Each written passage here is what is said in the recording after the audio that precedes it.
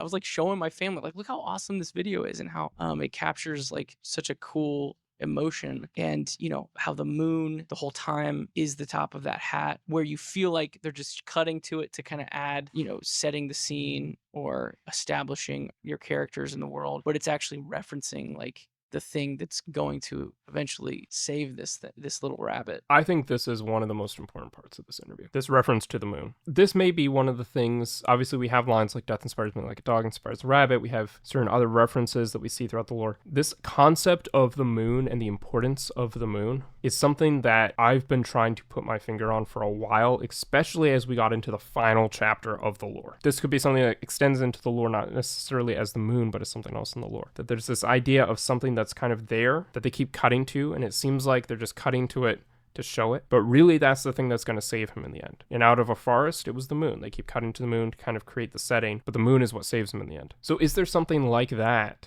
we've been shown, that we've been given subtly throughout the lore, throughout the imagery, that we haven't taken note of? Because it just seems like it's there as sort of general setting, a sort of imagery context, visual context for the story, but really that is what's going to save him. Because again, we didn't see what saves him at the end, because he hasn't been saved. He's going through the cycle again, but then Dragpath implies this other ending where he does get saved at the end and he does make it out. So is that answer hidden among the story that we've been given already? Is that evidence there for us to find, as he seems to be implying in the song, in the lyrics of Dragpath, that we just need to go back and actually find it with the context of what he says here in mind? That's something I'm going to be kind of thinking about and looking through. Again, I don't know if it's necessarily the moon itself, right? I don't know if it's a one-to-one comparison. I suspect there's something else that we've just completely overlooked because it's hidden in plain sight. But then once we find it, it will explain a lot.